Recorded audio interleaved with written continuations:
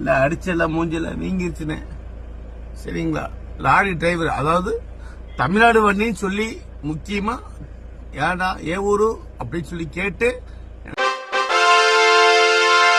அனைவருக்கும் வணக்கம்.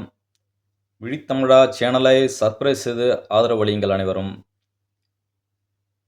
சமீபத்தில் 2 தினங்கள் முன்பு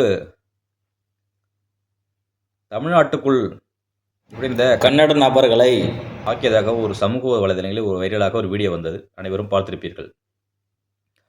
அந்த வீடியோ அந்த சிலம்பரசன் அவருங்கிறவர் வந்து அந்த கன்னட பக்தர்கள், அதாவது தமிழ்நாட்டுக்கு ஐயப்பங்கள் சொல்வதற்காக தமிழ்நாடு வழியாக சென்றிருக்கிறார்கள். அந்த பார்டரில் வந்து அவர்களுடைய கட்சி நீண்ட கொடிய கட்சியில் கட்டி, அதாவது எல்லாரும் காருக்கு எதுப்புறம் ஒரு அடியில் 1 அடியில் ஒரு சின்ன கொடி இருக்கும், அதுபோல் இல்லை, சைடில் பெருசாக கொடியை கட்டி கட்சிக்கு கூட்டத்துக்கு போது போல் பெரிய கன்னட கொடி கட்டு வந்து போகிறது பார்க்க முடிந்தது.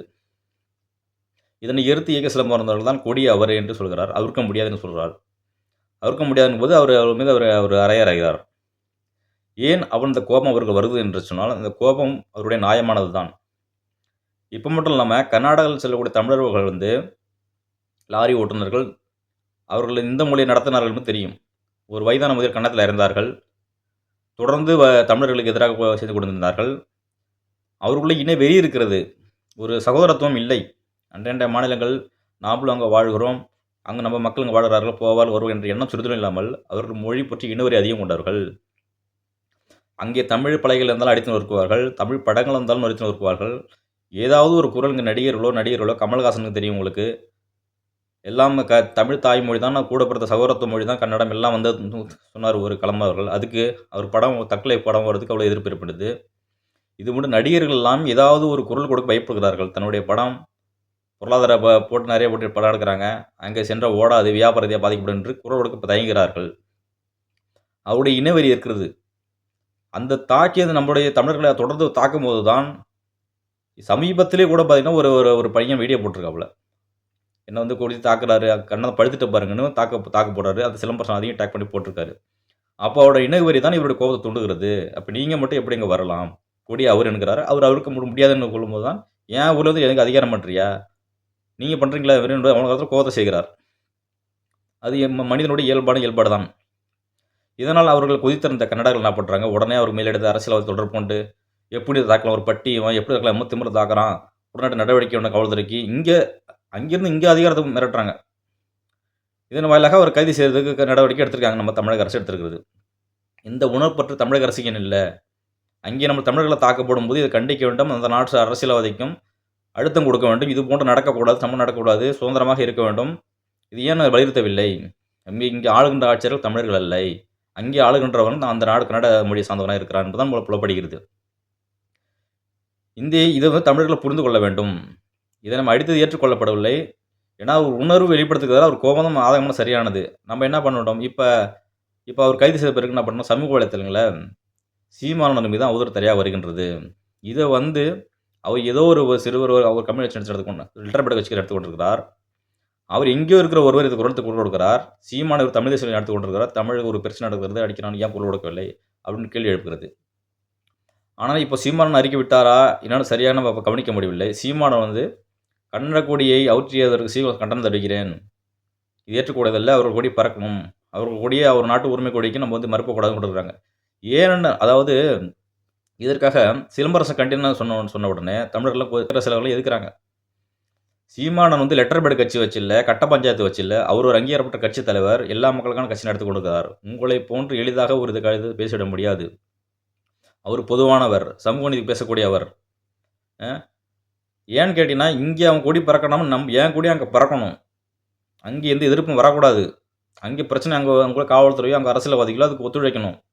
அது போன்று வரக்கூடாதுங்கிறது தான் சீமானன் கோரிக்கை.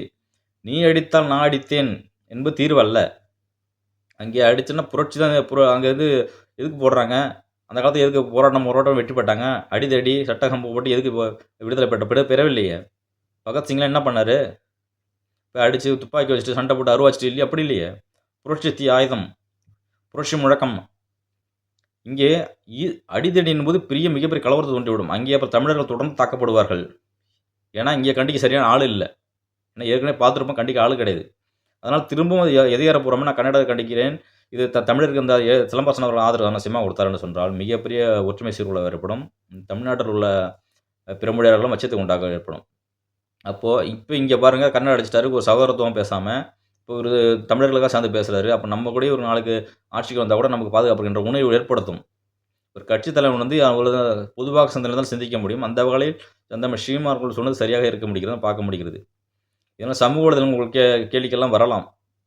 பொதுவாக ஒரு ஒரு செயல்படும்போது 1000 குறைபாடுகள் சொல்லுவார்கள். ஏன்னா ஒரு சாராரை சார்ந்து பேசும்போதோ அப்பொழுது தான் அவர் தூக்கி பிடிப்பார்கள்.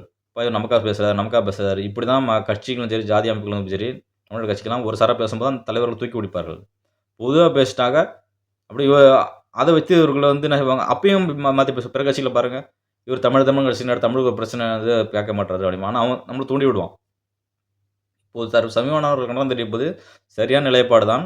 அதே சமயத்தில் அவர் சிலம்பரசன் போன்ற செயலர்களுக்கும் அண்ணன் வந்து ஆதரவு கொடுக்க வேண்டும், கைது செய்து நடவடிக்கை கொடுக்க வேண்டும். ஆனால் இது போன்ற மறுபடியும் தவறு நடக்காமல் இருக்கவர் அந்த மாநில அரசும் அங்குள்ள மக்கள் ஒரு சமூக பாதுகாப்போடு வாழ்வதற்கும், அங்குள்ள எங்களுடைய திரைப்படங்களோ எழுத்துக்களோ இதுமாதிரி கிழிப்பது, அராஜகம் எடுப்பது இது மாதிரி தடுக்கக்கூடாது. அதே போன்று உங்கள் மொழிகளும் நடக்கிறோன்னா 2ஆம் தரம் போட்டுங்க. முதலிடத்தில் கன்னடா போனால் 2ஆம் தமிழ் அப்படி இங்கிலீஷ் ஆங்கிலத்தை போடுங்க.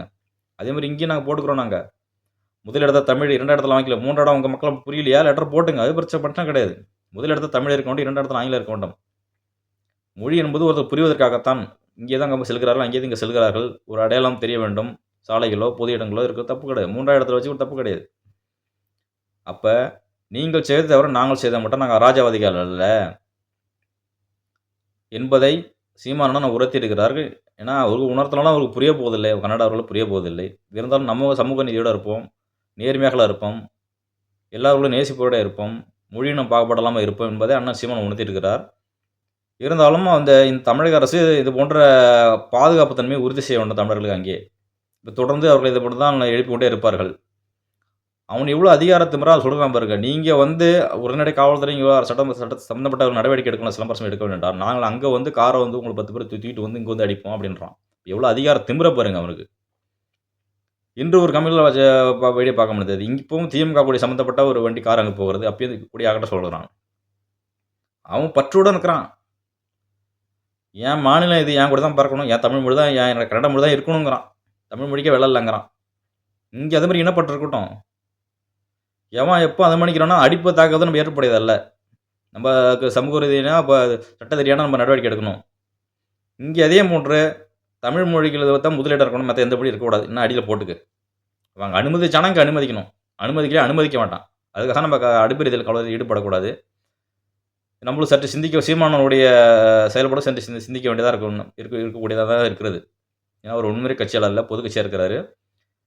அவருடைய சார்பில் வந்து அறிக்கை கொடுக்கணும். நம்மளுடைய மனம் போக்கில் நம்ம நினைச்ச மாதிரி சீமானை போய் அவன் கைது செய்யணும், அடிக்கணும், எதிர்த்து பேசணும், கன்னடங்களை எதிர்த்து பேசணும், அப்படிலாம் பண்ண முடியாது. ஒரு தயார் பண்ண முடியாது, இருக்க முடியாது. சரியான நிலைப்பாடு தான் சீமான் எடுக்கிறார். தமிழர்கள் உணவு மத்தியில் அந்த கோபம் இருக்கிறது. இவர்கள் தொடர்ந்து இந்த அட்டூழியம் செய்து கொண்டிருக்கிறார்கள். தமிழர்களை அங்கே தாக்குவது இருக்கிறது. அதை நிறுத்துவதற்கான சரியான நடவடிக்கைகள் எடுக்க வேண்டும் என்று சொன்னால் ஆட்சி அதிகாரத்தில் தமிழர்களே வர வேண்டும். அதை நீங்கள் மக்கள் புரிந்து கொள்ள வேண்டும். நன்றி, வணக்கம்.